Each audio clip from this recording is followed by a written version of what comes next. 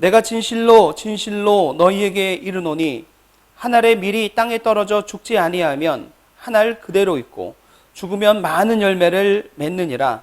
자기의 생명을 사랑하는 자는 잃어버릴 것이요 이 세상에서 자기의 생명을 미워하는 자는 영생하도록 보전하리라.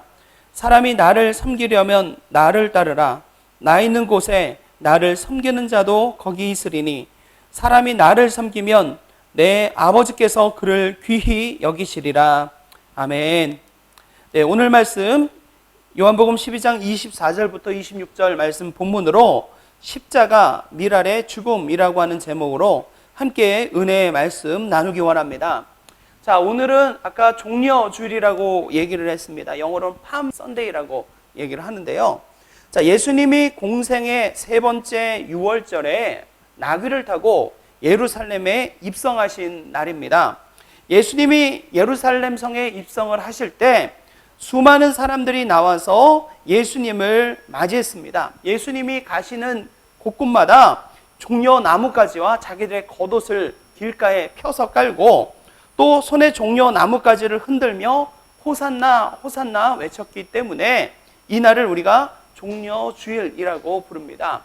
자, 우리 찬양팀, 우리 예배 전에 찬양하는 찬양팀이 있잖아요. 찬양팀이 이제 이름을 갖게 됐습니다. 그 찬양팀 이름이 뭐냐면 호산나 찬양팀이에요. 호산나 좀 어떻게 보면 박수인가요? 네. 너무 촌스러운 거 아니야? 호산나 찬양팀 막 이러는데 제 생각에는 이 호산나라고 하는 것이 예수님이 들어오실 때 수많은 사람들이 와서 우리를 구원하소서라고 외치면서 주님을 환영하며 찬양했던 그 외침이 호산나이기 때문에 자, 우리 찬양팀이 정말 우리 예수님을 구세주로 고백하고 그분을 높여드리는 그런 찬양팀, 어떻게 보면 뭐 촌스러운 것 같지만 가장 찬양팀의 이름에 잘 맞는 그런 이름이 아닌가 생각하고요. 여러분들이 이제 호산나 찬양팀을 위해서 또 우리 앞에서 찬양 인도하시는 우리 한문환 집사님과 또 우리 반주로 또 찬양으로 함께 섬겨주시는 우리 성도님들을 위해서 기도해 주시고 또 나도 호산나 찬양팀에 함께 섬겨야겠다라고 하시는 분들이 있으시면 언제든지 저에게 또는 우리 한문환 집사님에게 말씀해 주시길 바랍니다. 자, 아까 얘기했듯이 호산나, 우리를 구원하소서라고 하는 이 외침으로 사람들은 예수님을 부르며 환영을 했습니다. 자, 이렇게 종려주일로 시작되는 한 주간을 우리가 고난주간이라고 부르는데, 자, 이 고난주간은 우리가 지난번부터 이제 사순절을 지냈잖아요. 사순절의 맨 마지막 한 주간이기도 하고요. 또 예수님의 공생애 가운데 가장 중요한 한 주라고 할 수 있습니다. 자, 우리가 복음서를 통해서 예수님의 고난주간, 예수님의 행적을 정리해 보면 다음과 같습니다. 먼저 종려주일에 예수님께서는 나귀를 타고 예루살렘 성에 입성을 하셨고요.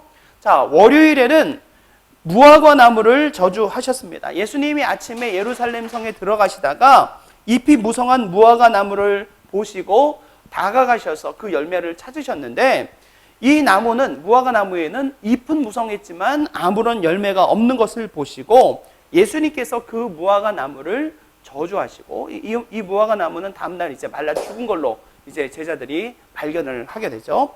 자, 그리고 이 월요일 날에는 예수님이 예루살렘 성전에 가셔서 성전 정화를 하십니다. 성전에서 장사를 하는 사람들, 또 환전을 하는 사람들을 내어 쫓으셨고, 그리고 화요일에는요, 예수님은 제자들과 함께 겟세마네 동산에서 예루살렘을 바라보시며 슬퍼하셨습니다. 자, 그리고 이날 가룟 유다가 대제사장을 찾아가서 예수님을 은화를 받고 예수님을 팔아 넘기겠다라고 하는 제안을 하고 예수님을 팔 기회를 엿보기 시작을 합니다. 자, 그리고 수요일에는 예수님의 특별한 행적이 소개되어 있지 않습니다. 아마 예수님께서는 이 배단이 예수님의 고난주간 계속 예루살렘에만 머물러 계신 것이 아니라 저녁에는 베다니로 가셨다가 아침에 다시 예루살렘으로 이렇게 왔다 갔다 하셨던 것 같아요. 우리 지난주에 베다니에 누가 있었죠? 예수님의 친구 나사로와 또 마르다, 마리아.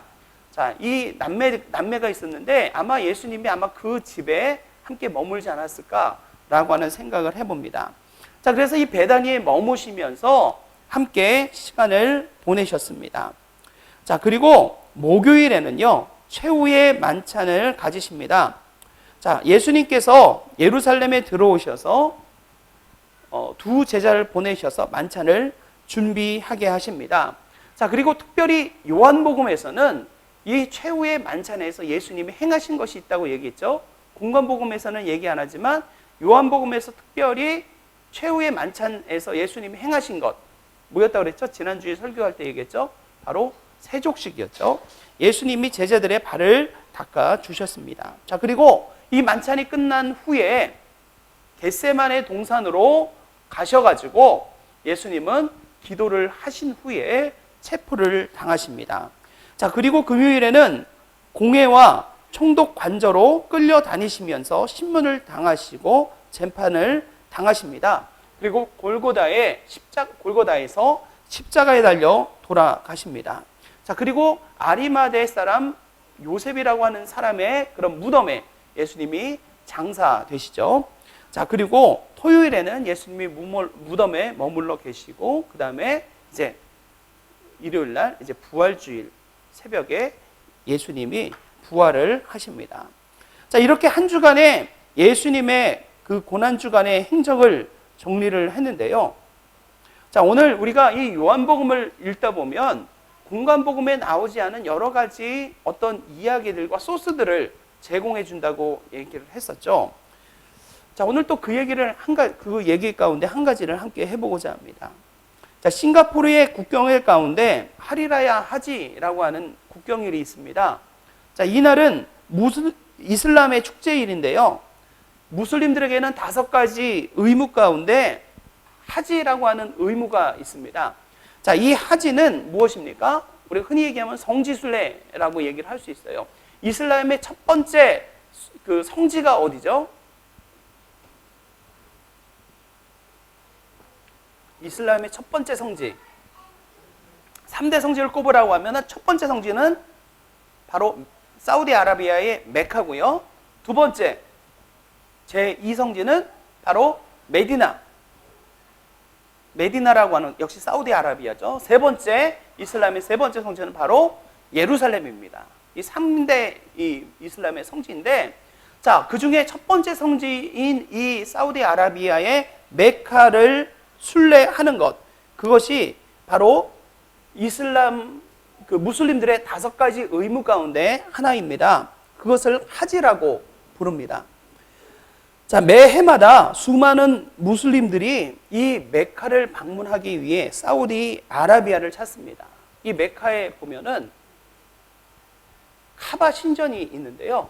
자, 이게 카바 신전입니다. 사우디아라비아의 카바 신전인데 가운데 까맣게 생긴 그 육면체 이렇게 건물이 있잖아요. 이게 카바 신전입니다. 자, 여기 수많은 사람들이 이 주변을 돌면서 이 카바 신전의 검은 돌을 만져보고자 하는 것, 이것이 바로 그 무슬림들의 가장 큰 소원입니다. 매년마다 이 성지 순례를 하기 위해 사우디아라비아를 찾는 사람이 무려 1200만 명이나 된다고 그래요. 1200만. 나눠서 오는 게 아니라 하리라야 하지 때 여기를 방문하기 위해서 1200만 명이 사우디아라비아 메카를 방문합니다. 자, 그렇기 때문에 이렇게 수많은 순례객들이 한 번에 몰리게 되면서 압사 사고도 빈번하게 일어나서 해마다 수백 명씩 깔려 죽는 그런 참사가 속출을 하는데요. 1990년에 일어난 최악의 압사 사고 때는 사망자가 무려 1426명이나 되었다고 합니다. 그럴 만도 하죠. 사람들이 얼마나 많이 있는지, 이 사람들이 이제 여기저기를 다니면서 자기들이 순서대로 해야 되는 게 있는데, 이렇게 막 산에 골짜기에도 올라가고, 막 어떻게 보면은 이게 수많은 사람들이 무슨 이렇게 메뚜기 떼가 어디 붙어 있는 것처럼 그렇게 붙어 있잖아요. 이 사람들이 다니다 보면은 사람들이 깔리는 일들이 속출을 하는데, 자, 이런 사고가 일어난다고 해도 사우디 당국이 아무리 주의를 기울인다 해도 이런 사고를 막기가 어렵다고 합니다. 자, 그 이유 중에 하나가요, 무슬림들에게는요, 성지순례 중에 죽으면 곧장 천국으로 간다라고 하는 그런 믿음이 있기 때문이라고 합니다. 이 무슬림들은 평생 동안 엄격하게 이 무슬림으로서의 의무를 지키면서 노력해야만 구원을 얻게 되는데, 이 성지순례 기간 동안 사고가 나서 죽게 되면 바로 천국을 간다고 하니까 사람들이 이 사고가 나는 것도 괜찮겠다라고 해가지고 이 사고가 나는 것을 주저하지 않는다고 하는 거예요. 아마 어떤 사람들은 아마 뭐 시한부라든가 또 뭔가 뭐 몸이 안 좋다든가라고 하는 그런 사람들은 아마 일부러 그런 사고가 나기를 기대하고서 찾는 사람도 또 있지 않겠습니까? 자, 그렇기 때문에 매년마다 이렇게 이런 사고들이 일어나게 됩니다. 자, 예수님 당시에도 유대교의 명절이 되면 수많은 순례객들이 예루살렘으로 몰려들었습니다. 팔레스타인 본토에서뿐만 아니라 전 세계에 흩어져 있는 소위 디아스포라라고 부르는 유대인들이 예루살렘을 순례하기 위해 찾아옵니다. 유대 고대사를 쓴 요세푸스에 의하면 당시 6월절에 예루살렘의 인구가 무려 300만 명 정도에 육박할 정도로 수많은 순례객들이 찾아왔다고 합니다. 자, 그런데 대부분의 학자들은 사실 이 요세푸스가 말한 300만 명이라고 하는 그 인원은 좀 너무 과장이 되었다라고 생각을 합니다. 왜냐하면 지금도 이제 예루살렘에 가보면 예루살렘의 구 도심이 그 크기가 딱 보이잖아요.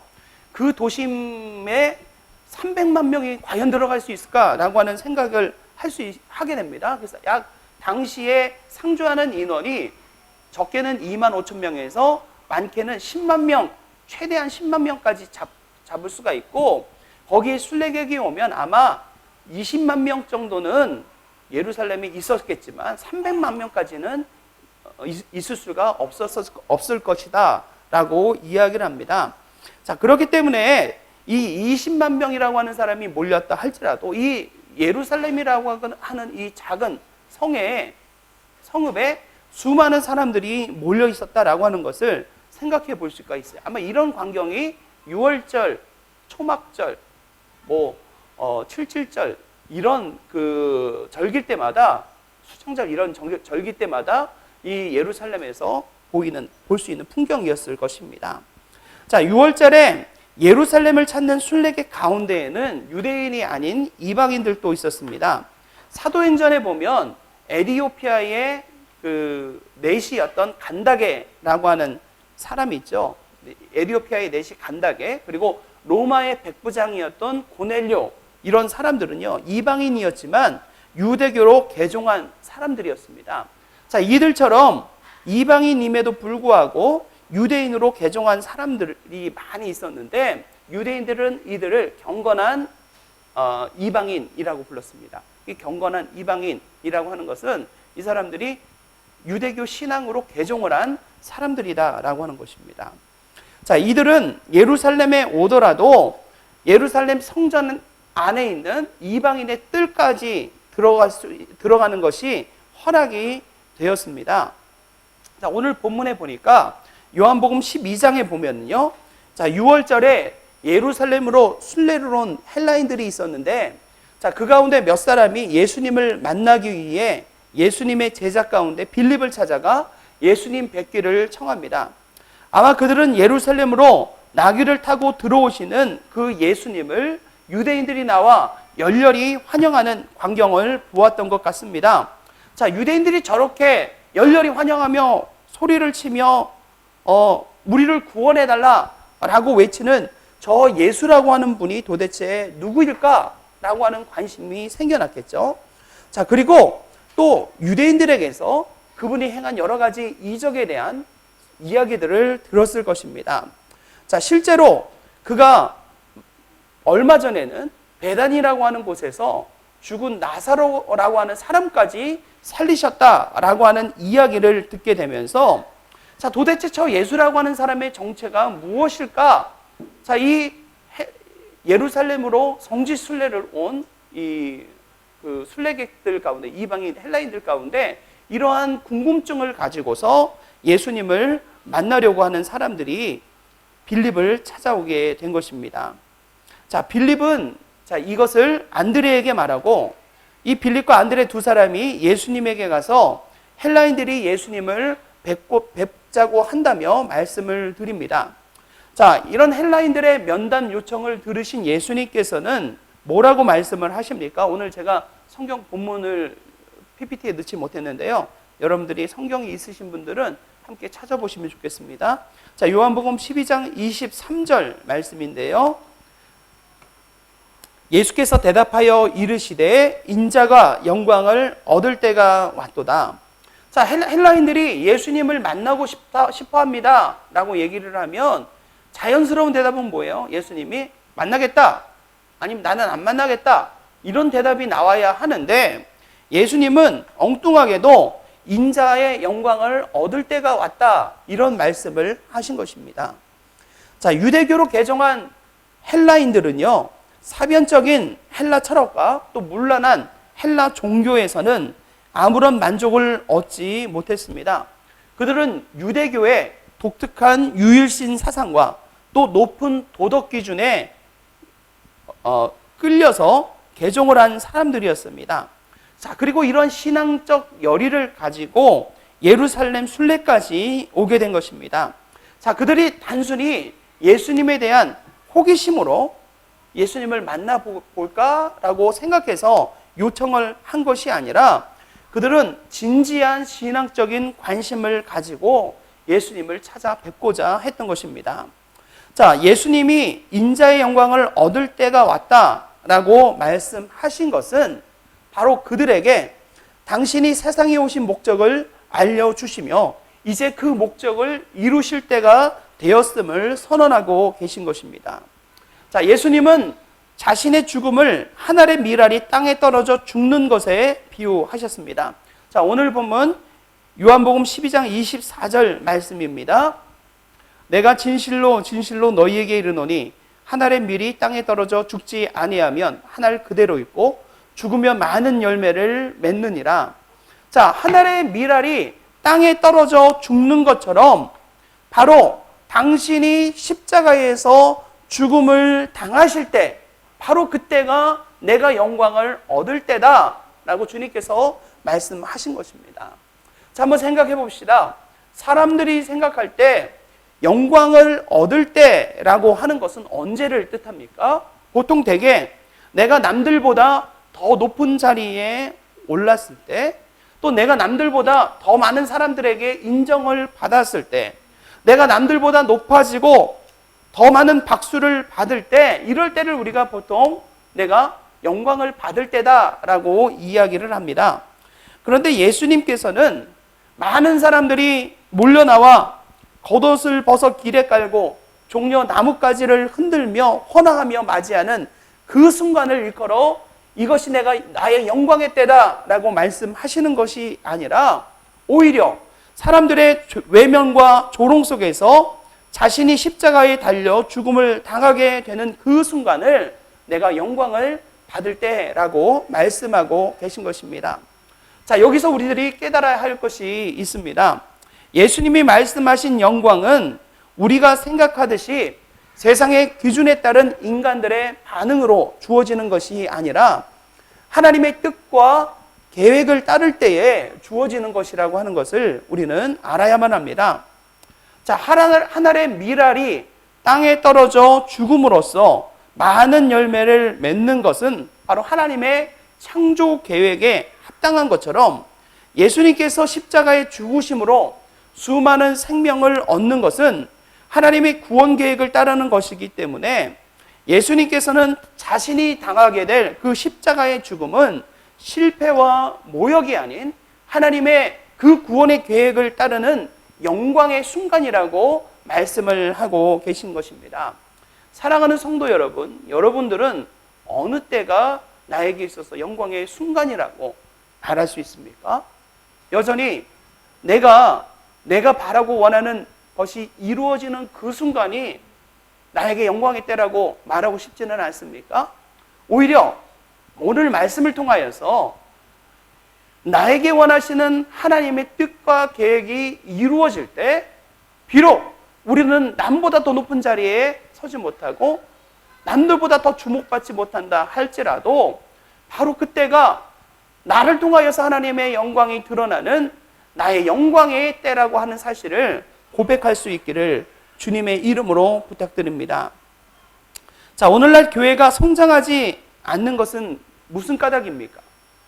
시대가 변했기 때문에 이제 더 이상 복음이 사람들에게 먹혀들지 않기 때문입니까? 복음의 생명력이 전보다 감소했기 때문에 교회가 이렇게 부흥하지 못하고 침체되어 있는 것입니까? 아닙니다. 교회가 바라고 추구하는 영광이 변질되었기 때문에 교회가 오늘날 과거와 같은 부흥을 하지 못하고 있는 것 아닙니까? 세계적인 히트를 쳤던 긍정의 힘이라고 하는 책이 있습니다. 한때 모든 목회자들과 성도들에게 선풍적인 인기를 끌었던 이 책의 저자 조엘 오스틴은요, 번영신학을 대표하는 설교자 가운데 한 명입니다. 이 번영신학이라고 하는 것은 건강과 부와 성공이야말로 하나님이 원하시는 것이다 라고 말하면서 건강과 부와 명예에 관한 모든 것들이 믿는 대로 이루어진다 라고 주장하면서 긍정적인 말을 해야 한다라고 합니다. 큰 집을 얻고 싶으면 내가 큰 집을 얻을 수 있다 믿게 되면 결국 큰 집을 얻게 된다라고 이야기를 합니다. 내가 더 좋은 차를 타고 싶으면 나에게 더 좋은 차가 생길 것이다 라고 긍정적인 생각을 가지고 믿으면 그대로 이루어진다라고 이야기를 합니다. 이 많은 사람들이 또 이 이야기에 많이 이렇게 그렇구나, 이게 비결이구나 이런 생각을 많이 했었어요. 자, 재미있는 것은 이 조엘 오스틴의 긍정의 힘이라고 하는 책은 기독교 서점에서뿐만 아니라 일반 서점에서도 베스트셀러였다라고 하는 것입니다. 교회를 다니지 않는 사람들 가운데서도 이 책을 읽는 사람들이 많이 있었다라고 하는 것. 이것을 뒤집어 보면 뭐예요? 이 책은 서점에 넘쳐나는 자기 개발서와 별반 다르지 않다라고 하는 것입니다. 번영신학의 심각한 문제는 성경을 교묘하게 왜곡시켜서 성도들을 호도한다는 것입니다. 자, 불과 10년 전까지만 해도 우리 교계에는요, 이 번영신학이 한창 기세를 떨치고 있었고 아직도 교회 안에 남아가지고 성도들을 깊은 영적 침체에 빠지게 만들고 있습니다. 내가 이 세상에서 잘 되는 세속적인 영광이 하나님의 영광이라고 단순하게 생각하면서 하나님의 뜻이 무엇인가를 따르지 않습니다. 내가 지금 이 순간 나에게 필요한 것, 내가 이루고자 하는 그 꿈이 무엇이냐에만 집중하게 만듭니다. 목회자들도 마찬가지입니다. 목회자들은 성공주의 목회에 대한 잘못된 환상 속에 빠져 있었습니다. 교회를 크게 성장시킨 목회자가 성공한 목회자 추앙을 받게 되는 현실 속에서 마치 회사를 크게 성장시키는 CEO가 능력 있는 CEO로 여겨지는 것처럼 목회자들은 내가 어떻게 해야 교회를 성장시킬 수 있을까? 이 교회의 크기를 더 크게 할 수 있을까에만 몰두를 하게 되었고 결국 목회는 하나의 비즈니스처럼 전락해버리고 말았습니다. 자, 목회자들은요, 마케팅의 원리를 교회에 적용하게 되죠. 마케팅의 기본은 뭐예요? 소비자들이 원하는 그 니즈를 찾아가지고 그 욕구를 채워주면은 소비자들이 결국 선택하게 된다라고 하는 것 아닙니까? 이것을 그대로 적용해서 교회 성도들의 기호를 어떻게 맞춰줄 수 있을까라고 생각하며 그 원리를 가지고 교회를 관리하고 성장시키고자 했습니다. 자, 이러한 성공주의에 빠진 목회자는 큰 교회를 세우려고 하는 자신의 야망을 하나님의 영광과 혼동해 버립니다. 자, 우리들은요, 사람들의 영광을 하나님의 영광과 구별할 줄 알아야만 합니다. 그리고 무엇이 더 중요한지, 우리가 무엇을 택해야 할지를 깨닫고 바로 바른 선택을 할 수 있는 지혜가 있어야 하겠습니다. 자, 요한복음 12장 37절 말씀 보니까요. 이렇게 많은 표적을 그들 앞에서 행하셨으나 그를 믿지 아니하니라고 있어요. 예수님이 이 말씀을 헬라인들 앞에서 내 때가 되었다라고 하는 이 말씀을 하신 후에도 여전히 예수님을 믿지 않는 사람들이 많이 있었다라고 하는 거예요. 그런데 42절 말씀 보니까요. 또 이런 구절이 있습니다. 그러나 관리 중에도 그를 믿는 자가 많되 바리새인들 때문에 드러나게 말하지 못하니 이는 출교를 당할까 두려워함이라. 자, 요한은요. 많은 표적에도 불구하고 많은 사람들이 예수님을 믿지 않았다라고 말하면서 그 밑에서 뭐라고 또 특별히 얘기하냐면 관리들 가운데서는 예수님을 믿는 사람들이 많이 있었다라고 하는 거예요. 비록 드러내지는 않았어도 예수님을 믿는 사람들이 많이 있었다라고 말합니다. 자, 예수님을 믿기는 하지만 자신들이 관리직을 잃을까 두려워하여서 자신들이 믿는 자라고 하는 것을 숨기는 사람들이 있었다라고 하는 이 말을 요한이 굳이 해야 할 이유가 있었을까요? 그러니까 분명히 믿는 사람이 없었다 그러고 다시 밑에는 관리들 가운데는 믿는 사람들이 많이 있었다. 근데 드러내지 않았다. 자신이 믿는 자라는 것을 드러내지 않았다. 이 얘기를 덧붙여서 하는 거예요. 자, 왜 이런 말을 요한이 굳이 하고 있는 것일까요? 그것은 바로 이 요한복음이 기록되던 당시의 성도들의 상황이 바로 그와 같았기 때문입니다. 교회와 성도들에 대한 박해가 계속되면서 자신들의 신앙 때문에 어려움을 겪게 되는 사람들에게 이 사도 요한이 주려고 하는 그 신앙적인 권면이 무엇입니까? 그것은 바로 43절입니다. 제가 읽겠습니다. 그들은 사람의 영광을 하나님의 영광보다 더 사랑하였더라. 자, 자신들이 당할 수 있는 불이익 때문에 믿음이 흔들려 하고 있는 자들을 향하여서 사도 요한은요, 너희가 무엇을 바라는 것인지를 구별하라 라고 하는 거예요. 너희가 사람의 영광을 구하느냐? 아니면 하나님의 영광을 구하느냐? 자, 내가 잘 되는 것을 하나님의 영광으로 혼동해서는 안 됩니다. 사람의 영광과 하나님의 영광을 분명하게 구별해 낼 수 있어야만 합니다. 교회 나오시는 분들 가운데서도 혹시 그런 생각 갖고 있지는 않습니까? 나와서 기도를 하는 것, 하나님 앞에 기도하는 것, 그냥 내가 잘 되기를 바랍니다. 우리 애들 잘 되고 또 우리 남편 사업 잘 되고 내가 하는 모든 것들이 건강하고 잘 되고 이런 것들을 기도를 하면서 이걸 가지고 하나님의 영광이 드러나길 원합니다. 그런 기도를 하고 있는 분들 있지 않습니까? 자, 우리가 바라는 그런 사람의 인간적인 세상적인 사람의 영광은요, 하나님의 영광과 다르다 하는 사실을 우리가 분명히 깨달아야만 합니다.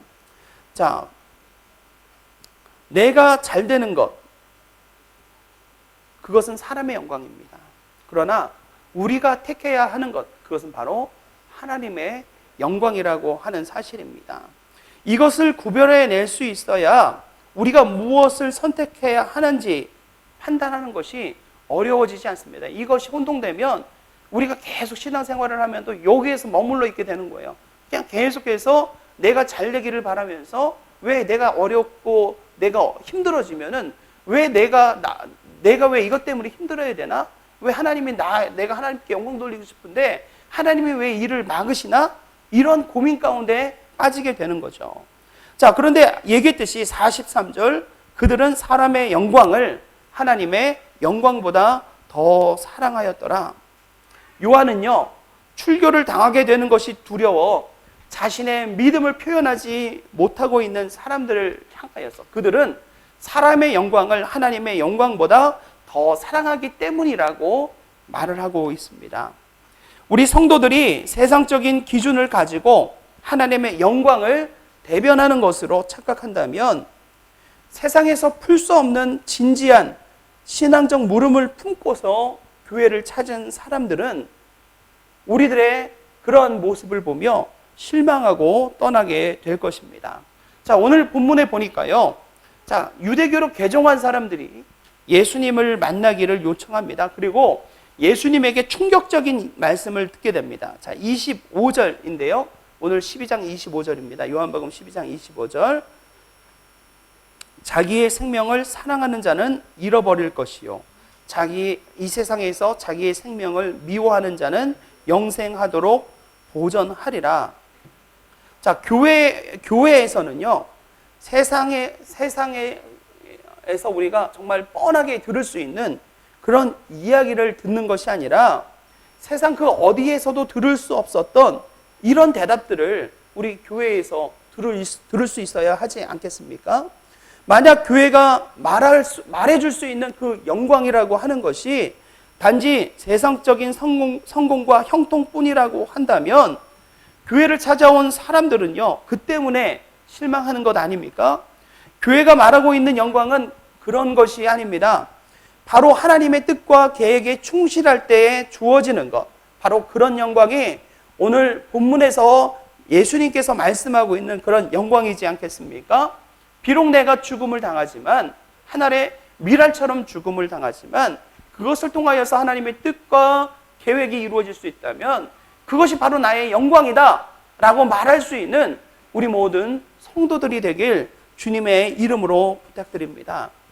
자, 주님께서 말씀하신 영광은 하늘의 미랄이 살아남아서 그대로 있는 것이 아니라 오히려 죽어서 많은 열매를 맺게 되므로 얻게 되는 것이라고 말씀을 하십니다.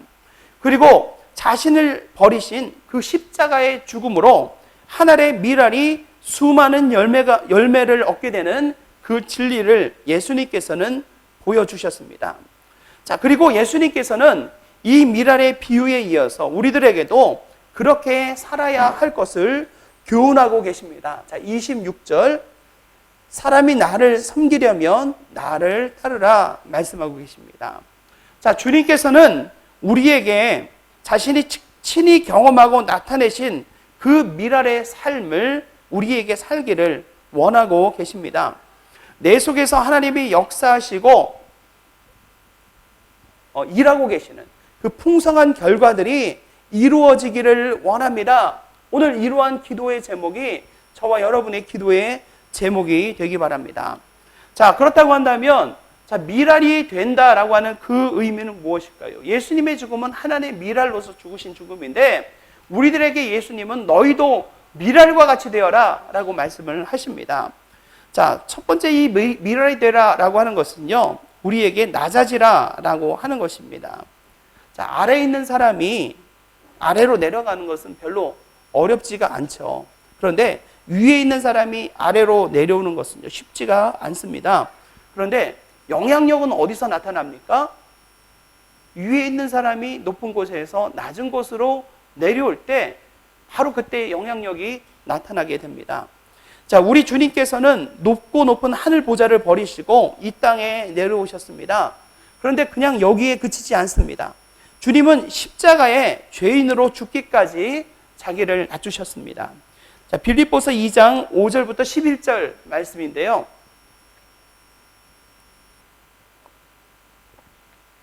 빌립보서 2장 5절부터 8절까지 제가 먼저 읽겠습니다. 너희 안에 이 마음을 품으라. 곧 그리스도 예수의 마음이니 그는 근본 하나님의 본체시나 사람과 동등됨을 취할 것으로 여기지 아니하시고 오히려 자기를 미워 종의 형체를 가지사 사람들과 같이 되셨고 사람의 모양으로 나타나사 자기를 낮추시고 죽기까지 복종하셨으니 곧 십자가에 죽으십니다. 자, 예수님이 하늘의 미랄과 같이 자기를 낮추셨지만, 자, 주님을 쫓아가는 우리들은 누가 더 높은 자리에 앉느냐, 이것에 관심을 두고 있지는 않습니까? 네. 자, 예수님께서는요, 이 미랄의 죽음, 그것은 바로 낮은 곳으로 자기를 낮추는 것이다 라고 말씀을 하십니다. 우리가 지난 주일에 예수님과 제자들의 그 최후의 만찬 자리에 이야기를 했었죠. 예수님이 만찬 중간에 갑자기 허리에 수건을 동이시고 대야에 물을 떠와서 제자들의 발을 닦아주시기 시작했습니다. 예수님이 왜 제자들의 발을 닦아주신 거예요? 네? 냄새 나서 도저히 못 참겠다 해서 닦아주셨나요? 아니죠. 바로 제자들에게 그 섬김의 본을 보여주시면서 너희들도 내가 행한 것처럼 너희도 행하라 라고 말씀하시기 위해서 예수님은 직접 제자들의 발을 닦아 주셨습니다. 자, 레오나르도 다빈치 다빈치가 그린 최후의 만찬이라고 하는 그 명작이 있죠. 자, 이 그림 아마 모르시는 분이 없을 것입니다. 자, 그런데 이 그림 좀 이상하지 않습니까? 네? 최후의 만찬이 뭔가 좀 이상해요. 왜요? 그냥 테이블을 한쪽 면에만 쭉 앉아가지고 있는 그 구도가 먼저 이상하지 않습니까? 예수님을 중심으로 12제자의 모습을 담기 위해 이러한 구도로 그린 것이지, 실제로 예수님과 제자들이 이런 식으로 최후의 만찬 자리를 갖지는 않으셨거든요. 이거 딱 보였듯이 이 앞에 있는 사람들에게 뭔가 보여주기 위하여서 이런 구도를 취했다라고 하는 것을 우리가 생각해 볼 수 있잖아요. 자, 실제로는 이런 식으로 최후의 만찬이 열리지 않았을 것입니다. 무엇보다 테이블부터 이게 다르다라고 말할 수 있어요. 자, 예수님 시대의 로마 사람들의 식사 모습을 먼저 우리가 알아야 하는데요. 로마에서는 트리클리니움이라고 부르는 이 디귿자 모양의 식탁에 테이블에 누워가지고 식사를 했습니다. 이 디귿자 모양의 테이블이 있으면 그 열려있는 쪽으로 종들이 왔다 갔다 하면서 음식을 내어놓습니다. 사람들은 테이블을 향해 기대어 누운 채로 오랜 시간 동안 천천히 식사를 하며 그 만찬을 즐겼습니다. 철저한 계급 사회였던 로마에서는 이런 식의 식사는 자유민들만 행할 수 있었을 뿐 종들은 이런 식의 식사를 할 수가 없었습니다. 자, 평소 유대인들은요, 식사를 할 때 바닥에 앉아서 먹기도 하고 또는 의자에 앉아서 먹기도 하고 또 바쁠 경우에는 그냥 서서 먹기도 했습니다. 그런데 예수님 당시의 유대인들도요, 반드시 유월절 만찬만큼은 이 로마 사람들처럼 이런 식으로 디귿자 테이블에서 유월절 만찬을 가졌습니다. 자, 그것은 의미가 있어요. 왜? 자, 아까 얘기했듯이 이 디귿자 만찬은요, 자유를 얻은 자유민들만 이런 그 테이블에서 식사를 하면서 만찬을 즐길 수가 있었습니다. 과거 이스라엘 백성들은요, 이집트의 종이었습니다. 자신들이 유월절로 인하여서 자유를 얻게 되었죠. 자, 그것을 기념하기 위하여서 이제 우리들이 애굽의 종이 아닌 이제 자유민으로서 이 잔치를 누린다라고 하는 것을 기억하면서 그 자유민의 권리를 누리기 위해 이 유대 사람들도 최소한 이 유월절 만찬만큼은 이 로마 사람들과 같이 이런 디귿자 테이블에서 만찬을 가지며 식사를 즐기게 되었습니다. 자, 그런데 이 로마의 트리클리니움이라고 하는 이 3면 테이블을 보면은요, 중요한 것이 뭐냐면 각자 신분이 자리마다 딱 있었다라고 하는 거예요. 로마라고 하는 사회가 아주 그 신분의 경계가 서열이 분명한 사회 아닙니까? 로마의 원로원이 있었고요. 또 귀족들이 있었고, 자유민이 있었고, 그리고 노예들이 있었습니다. 자, 그렇기 때문에 상석과 말석이 이 테이블에서 분명하게 구별이 되기 때문에 이 테이블에 있을 때는 문제가 뭐냐면 누구를 상석에 앉히고 누구를 말석에 앉히느냐라고 하는 것이 아주 초미의 관심사였습니다. 자, 6월절 만찬 자리에서까지 누가 더 크냐 하는 문제로 제자들 사이에 실랑이가 벌어졌어요. 그렇죠? 제자들이 계속 다니면서 누가 더 큰 자냐라고 하는 걸 가지고 서로 싸웠잖아요. 근데 예수님의 최후의 만찬 자리에서도 정신을 못 차리고 그 문제를 가지고 제자들이 또 다퉜다라고 하는 사실을 우리가 보게 되는데, 그런 다툼이 일어날 수밖에 없었던 것은요, 바로 이런 만찬 자리에 자리를 앉기 위해서는 누가 더 높은 자리에 앉아야 하느냐, 이게 분명하게 정해져야만 앉을 수가 있었다라고 하는 것입니다. 자, 이 3면 테이블에서 상석은요, 자, 어디냐 하면 바로 이 디귿자 테이블의 왼쪽 날개입니다. 자, 왼쪽 날개 테이블에 3명이 앉게 되는데 그 가운데 자리가 그 주인의 그 만찬을 준비하는 그 어떤 만찬을 배설하는 사람이 앉는 자리예요. 호스트가 앉는 그런 자리죠. 그러니까 1번 자리입니다. 그리고 이 만찬을 배설한 사람의 우측편, 그리고 종들이 왔다 갔다 하는 그쪽이잖아요. 우측벽 끝에. 그러니까 2번 자리에는 누가 앉냐면 이 호스트를 도와가지고 만찬을 준비했던 사람이 바로 준비하는 역할을 했던 사람이 바로 이 주인의 오른쪽 자리에 앉게 됩니다. 자, 그리고 세 번째 자리, 3번 자리에는 누가 앉게 됩니까? 바로 그 만찬 자리에서 주인이 가장 중요하게 생각하는 VIP, 그 사람을 자기의 왼편 자리에 앉도록 하게 됩니다. 자, 그러면서 나머지는 그 중요한 순서대를 따라가지고, 신분을 따라가지고 차례대로 시계 방향으로 돌아가면서 이게 높은 순부터 낮은 순으로 차례대로 앉게 돼요. 자, 그렇게 보면은 맨 마지막 4번에 앉는 사람은 어떤 사람이 앉게 되는 거예요? 가장 신분이 낮은 사람이 이 4번 자리에 앉게 되겠죠. 그래서 순서를 정하면 1번은 주인, 2번은 주인을 도와서 그 잔치를 준비한 사람, 3번이 가장 중요한 사람, 그리고 거기서부터 차례대로 돌아가면서 맨 가장 그 신분이 낮은 사람까지 이렇게 앉게 됩니다. 그런데 이 그림을 이해하게 되면 이 복음서를 읽다 보면 재미있는 게 보입니다. 무엇이 보이냐면 바로 이 최후의 만찬 자리에서 예수님과 제자들이 어디 앉았느냐는 것이죠. 그 다빈치가 그린 그림에서는 예수님이 한가운데 앉았잖아요. 그러니까 우리가 생각할 때 한가운데가 가장 중요한 자리구나 이렇게 생각하는데, 이 그림에서는 이 당시에 이 잔치 자리에서는 한가운데가 중요한 게 아니라 왼쪽 가운데 자리가 가장 중요했다는 거예요. 그러니까 당연히 1번 그 6월절 만찬을 준비했던 예수님이 1번 자리에 앉으셨을 것입니다. 자, 그러면 2번 자리에는 누가 앉았을까요? 성경에 보면 이 마지막 6월절 만찬을 준비하기 위해서 예수님이 두 사람을 보내십니다. 두 사람을 보내시는데 그게 베드로와 요한을 보내셔서 이 잔치를 준비하게 했어요. 아까 얘기했듯이 2번 자리에는 주인을 도와가지고 이 잔치를 준비하는데 도움을 줬던 그 사람이 오른쪽 자리에 2번 자리에 앉게 됩니다. 자, 2번 자리에 베드로와 요한 가운데 누가 앉았을까요? 요한이 앉았어요. 왜? 요한. 자, 요한이 왜 어떻게 앉은 걸 볼 수 있냐면, 요한이 성경에 보면, 요한복음에 보면 지난주 봤잖아요. 예수님 품에 기대어서 예수님한테 뭐를 물었잖아요. 뭘 물었죠? 예수님, 누가 예수님을 배신할 자입니까? 그 사람이 누굽니까? 예수님한테 기대가지고 살짝 예수님 저한테만 얘기해 주세요. 이런 식으로 예수님 품에 기대해서 물어봤는데, 그건 바로 요한이 예수님의 오른편에 있었기 때문에, 이게 밥을 먹을 때는 왼팔로 기대가지고 이렇게 먹는 거예요.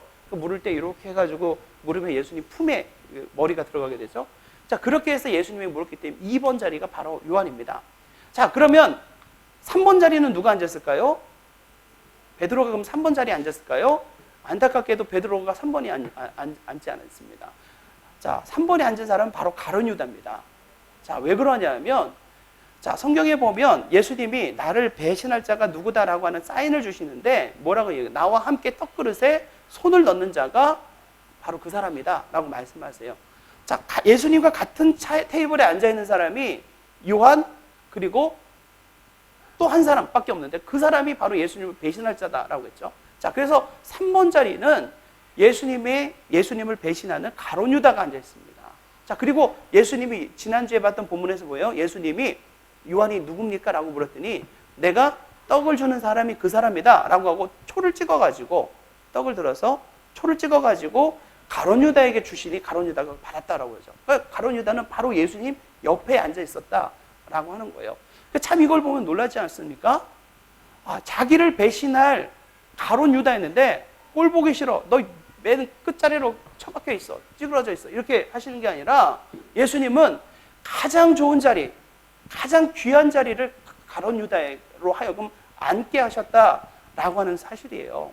우리가 지난주에 제가 설교하면서 예수님이 과연 가룟 유다를 어떻게 대하셨을까?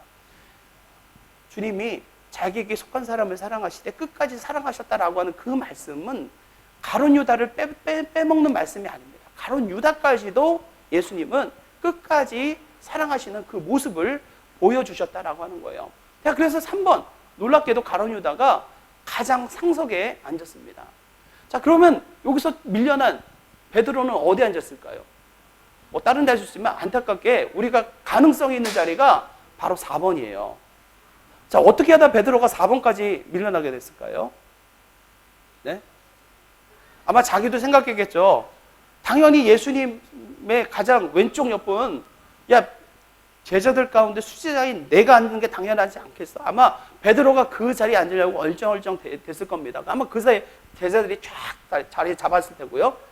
그러다가 베드로가, 예수님이 야, 가룟 유다가 여기 앉아라 라고 하시니까 베드로가 갑자기 갈 곳이 없어진 거예요. 남은 자리가 4번밖에 없었겠죠. 그리고 성경을 보면 충분히 짐작할 수 있는 구절이 있습니다. 자, 예수님이 너희 중에 하나가 나를 배반할 것이다 라고 했을 때 거기 있는 제자들이 듣고 깜짝 놀라죠. 도대체 누구를 뜻하시는 건가? 그때 베드로가 요한하고 눈이 딱 마주칩니다. 그래서 요한에게 눈짓을 해요. 야, 너가 물어봐, 너가. 왜냐면 자기는 머니까 물어보지 못하는 거예요. 너가 예수님한테 살짝 물어봐. 해가지고 눈짓을 하는데 이렇게 기댄 상황에서 요한하고 눈이 딱 마주칠 수 있는 자리는 바로 4번이 정확히 그 자리죠. 그러니까 베드로가 앉은 자리가 바로 4번일 것이다 이렇게 생각해 볼 수 있어요. 자, 그런데 베드로가 4번에 앉았다고 한다면 예수님이 지난주 설교하면서 했죠. 베드로의 발을 닦아주려고 했을 때 베드로가 펄쩍 뛰면서 예수님 제 발은 못 닦습니다 라고 했던 그 이유가 납득이 됩니다. 자, 왜 그렇습니까? 자, 아까 얘기했듯이 이 디귿자 형식의 테이블에 앉으면 종들은요 그 발치를 다니면서 그 손님들의 발을 닦아줍니다. 그런데 발을 닦아줄 종이 없는 경우에는 그 잔치 자리에서 가장 신분이 낮은 사람이 종 대신에 다른 사람 참석자들의 발을 닦아주는 역할을 해야 됐어요. 근데 그 발을 닦아줄 역할을 누가 했습니까? 4번이 한 거죠. 이거는 종들이 올 수 있는 자리가 아니에요. 예수님과 그 제자들만 모인 자리인데 발을 닦아주는 일을 어떻게 하다 보니까 베드로 자기가 하게 생긴 거예요. 근데 자존심이 상하죠. 내가 상석에 앉을 줄 알았더니 말석으로 내려왔는데 사람들 발까지 닦아줘야 된다 생각하니까 베드로가 자존심이 상하는 거예요. 그러면 자기가 해야 될 일임에도 불구하고 베드로는 그걸 하지 않고 그 자존심으로 버티는 겁니다. 나는 절대 발까지는 내가 못 닦겠다. 그런데 갑자기 예수님이 일어나셔서 제자들의 발을 닦아주시는 거예요. 이게 베드로가 보고 얼마나 당하겠습니까? 이걸 자기가 해야 되는 일인데 자기가 안 하고 고집을 부리고 있으니까 예수님께서 직접 제자들의 발을 닦아주시는 겁니다. 그러고서 자기한테까지 오신 거예요. 베드로가 차마 자기 발까지 내밀지는 못하겠는 거예요. 주님, 제 발은 닦으실 수가 없습니다 라고 베드로가 그래서 주님한테 고집을 부리는 것 아닙니까?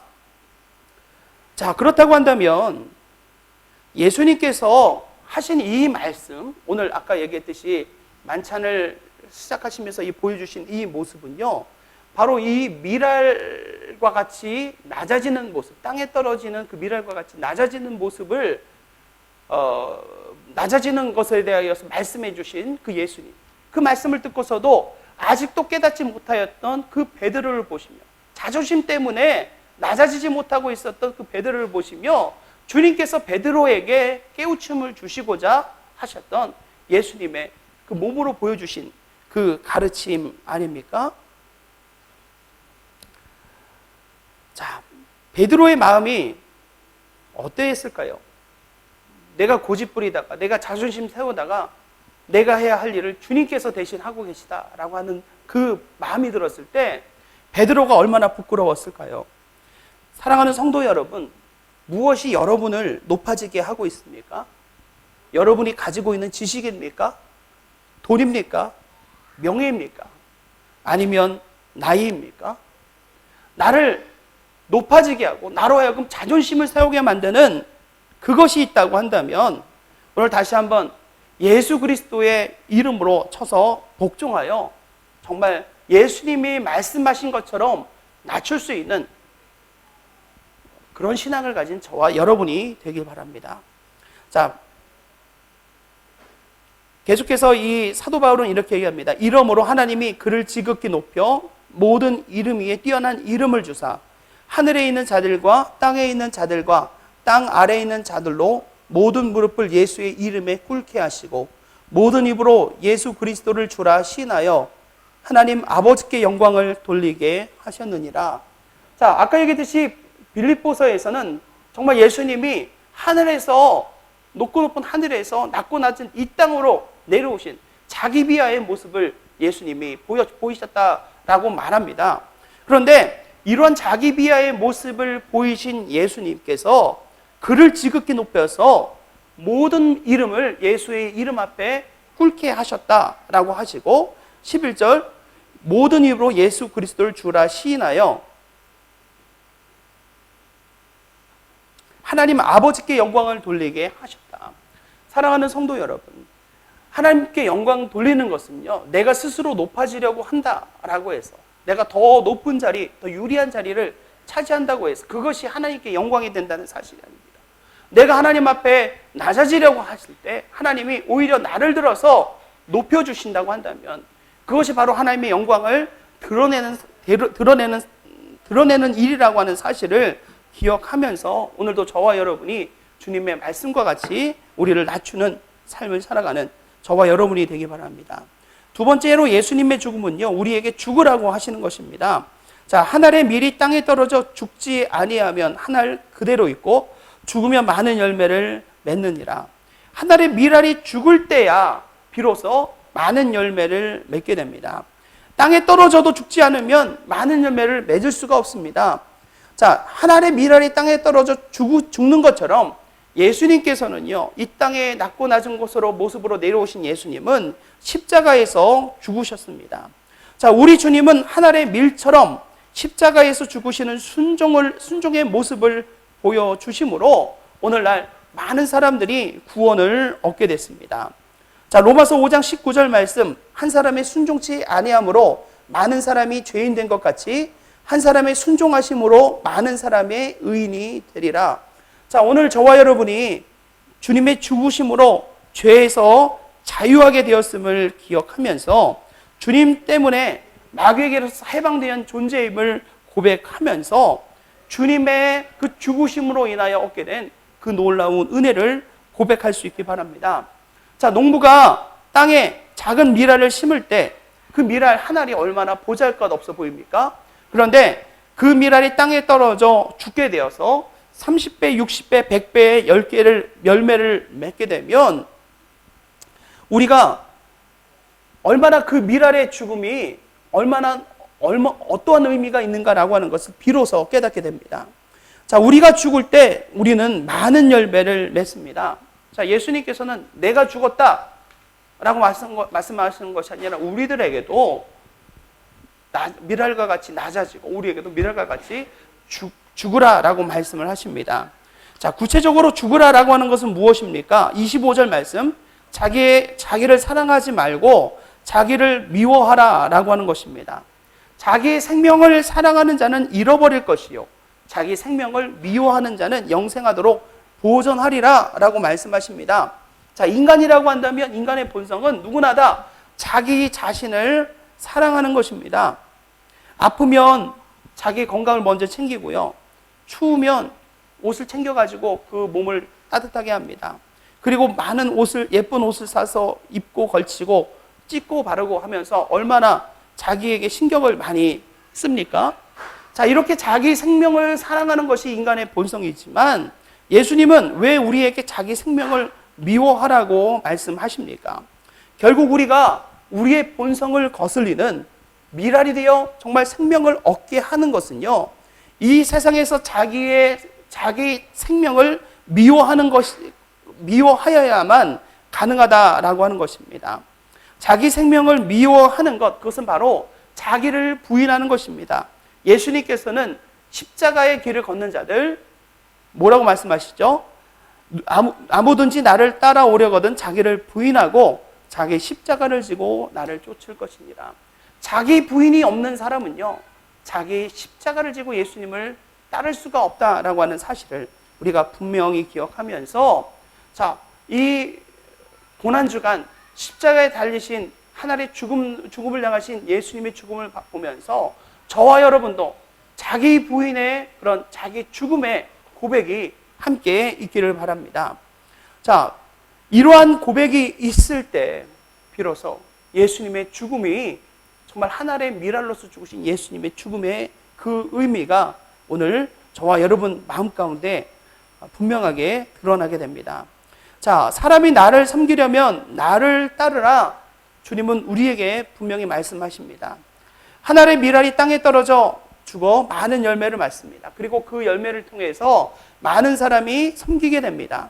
열매를 통해 많은 사람은 생명을 얻습니다. 한 알의 밀알로 사시다가 땅에 떨어져서 십자가에서 자기 몸을 버리심으로 죽으신 그 예수님. 예수님께서는 그것으로 그치신 것이 아니라 3일 만에 부활하심으로써 많은 사람들의 생명을 얻게 하는 놀라운 하나님의 도구로서 영광을 받으셨습니다. 저와 여러분도 오늘 말씀을 생각하면서 과연 내가 무슨 영광을 쫓아 무슨 영광을 바라며 살아가고 있는가를 돌아보고 다시 한번 주님의 그 십자가에 죽으신 그 밀알로서의 죽으심을 기억하면서 오늘 우리들의 삶을 함께 주님을 따라가는 삶으로 전환할 수 있는 저와 여러분이 되길 주님의 이름으로 부탁드립니다. 기도하겠습니다. 하나님 감사합니다. 오늘 이렇게 주님을 본받고 따라야 하지만 하나님 세상은 우리로 하여금 자기를 쫓으라 이야기합니다. 하나님 이 세대를 본받는 자들은 정말 하나님의 선하시고 기뻐하시고 온전하신 뜻이 무엇인지를 분별할 수가 없습니다. 정말 하나님의 뜻을 알지 못하기에 하나님이 말씀하신 그 영광이 무엇인지를 혼동을 하게 됩니다.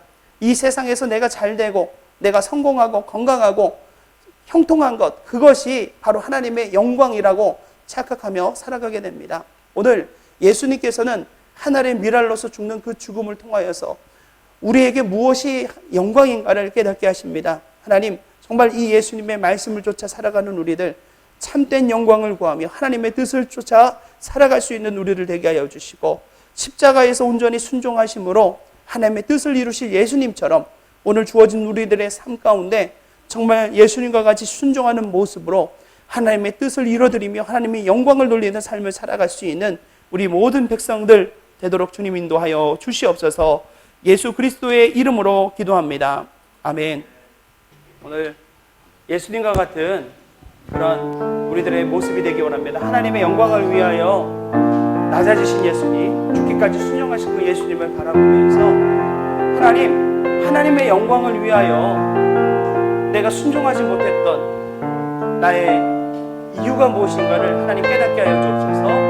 나의 욕심 때문에, 나의 자존심 때문에, 나의 알량한 지식 때문에 내가 하나님의 말씀을 순종하지 못하여서 하나님, 내가 정말 하나님의 영광을 드러내는 삶을 살지 못한다고 한다면 오늘 다시 한번 이 주님의 십자가에서 하나님의 밀알로 죽으신 그 주님의 죽음을 기억하면서 하나님, 나도 이런 예수님과 같은 삶을 살게 하여 주옵소서. 함께 이 시간 통성으로 기도하기 원합니다.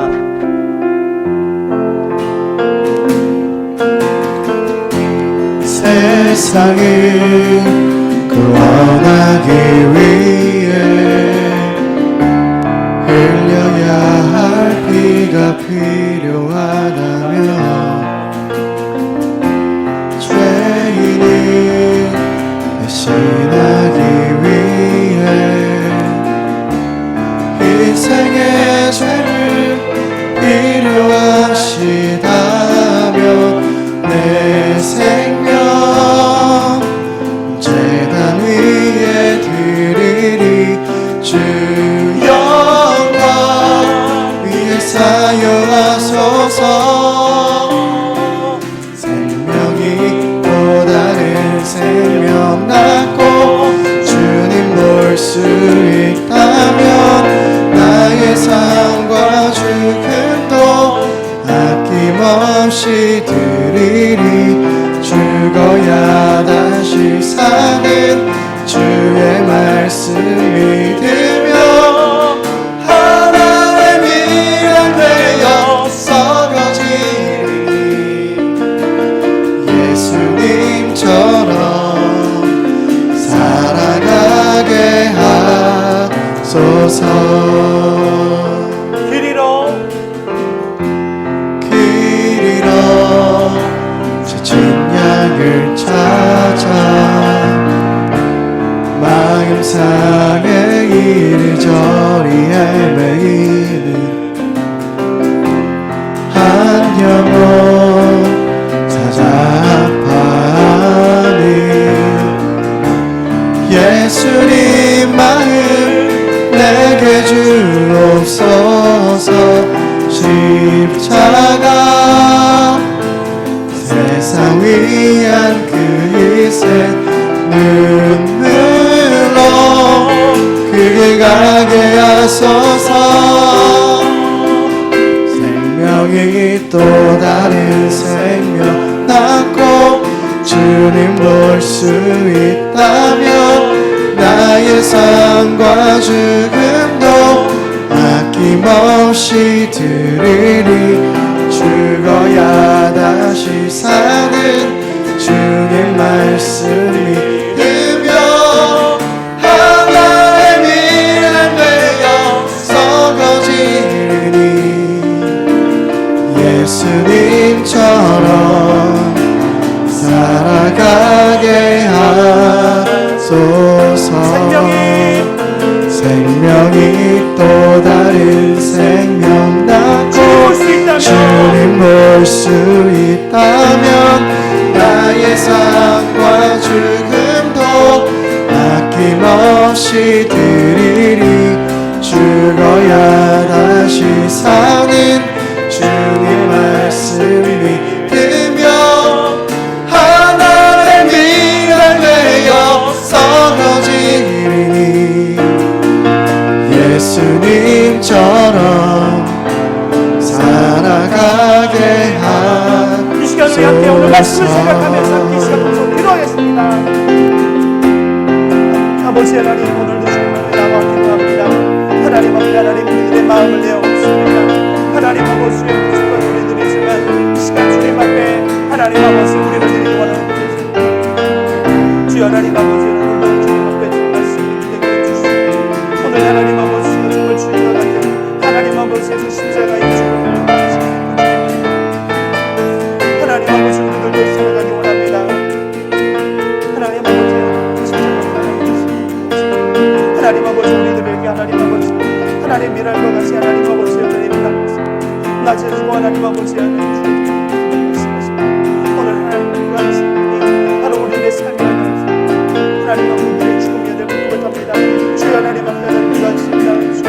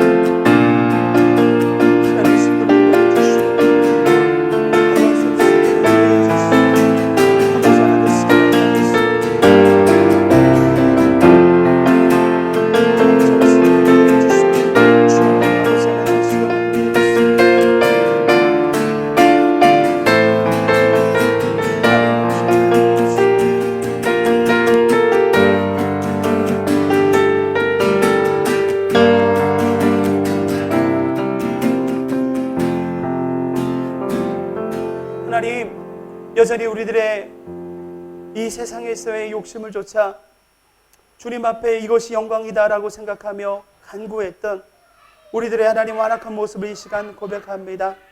정말 하늘의 미랄되어 죽으신 예수님, 골고다의 십자가를 앞둔 겟세마네 동산에 있어 내 뜻이 아니라 아버지의 뜻이 이루어지기를 원합니다라고 하는 기도로 주님 앞에 순종하셨던 그 모습을 하나님 우리가 보면서도 여전히 아버지의 뜻이 아닌 내 욕심, 내 고집, 내 자존심을 내세우며 주님 앞에 순종하지 못했던 우리들의 부끄러운 모습을 이 시간 고백합니다.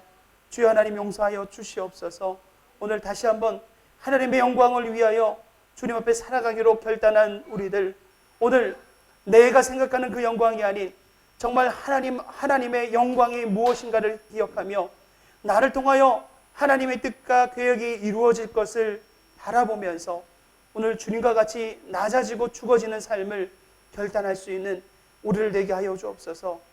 비록 우리들이 남을 위하여 십자가를 지지는 못하지만 오늘 하늘의 미랄과 같은 삶으로, 그리고 그 죽은 낮아지고 죽어지는 모습으로 정말 섬기라고 하셨던 그 예수님을 바라보면서 하나님, 우리가 그런 삶을 살아야 함을 다시 한번 결단합니다. 오늘 한 주간, 고난 주간 가운데 하나님 주님의 당하신 그 고난과 그 은혜를 생각하고 다시 한번 우리가 주님의 은혜 가운데 살아난 존재임을 기억하며, 이제는 내 자랑과 내 욕심과 내 영광을 위해 살아가는 자들이 아니라 주님의 사명과 주님의 영광을 위하여서 귀하게 주님 앞에 우리를 드리며 살아갈 수 있는 거룩한 주님의 백성들 되게 하여 주시옵소서. 이제는 우리 주 예수 그리스도의 은혜와 하나님 아버지의 극진하신 사랑하심과 성령님의 강화 감동 역사심의 은총이 한 주간 예수 그리스도의 십자가의 그 깊은 은혜를 묵상하고 그 사랑에 감격하며 오늘도 주님과 같은 삶을 살겠다 결단하고 돌아가는 주의 모든 백성들 가운데, 저들의 가정과 그리고 이 교회 가운데 지금부터 영원까지 함께 하시기를 축원하옵나이다. 아멘.